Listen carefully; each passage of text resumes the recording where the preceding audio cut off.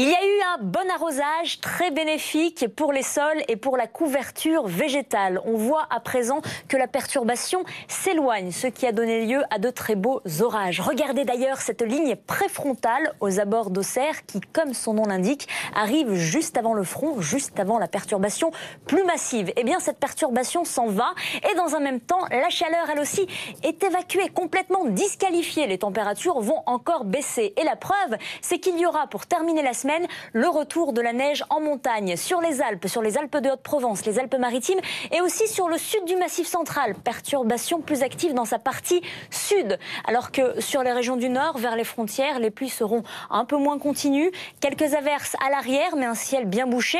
Et les seules éclaircies le matin que l'on verra seront entre le Gard et les Pyrénées-Orientales. Beaucoup mieux l'après-midi avec un élargissement de ces éclaircies. Toujours des averses à l'arrière et quelques éclaircies aussi plutôt sur les Hauts-de-France. Vous voyez comme cette perturbation s'évacue, ce qui augure un week-end un peu meilleur. Pour les températures, nul besoin de les commenter. Ça baisse. 6 degrés prévus à Brest, le minimum, comme à Aurillac. Et l'après-midi, c'est là où l'on va vraiment ressentir cette baisse des températures encore plus marquante, puisqu'il y aura au grand maximum une quinzaine de degrés, et même 14 au minimum à Nancy, 21 pour Marseille et 23 le grand maximum à Calvi.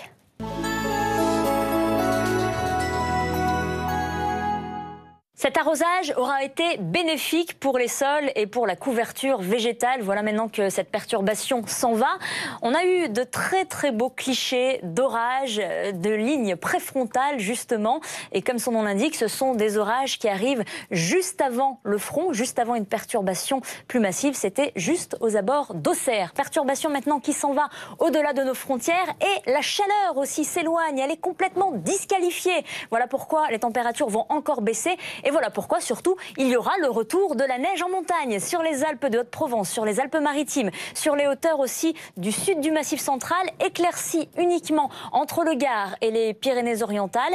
Et puis, on aura l'occasion de voir un petit peu de soleil aussi l'après-midi sur les Hauts-de-France et plus largement sur le bassin méditerranéen qui va s'éclaircir, mais avec le retour du vent.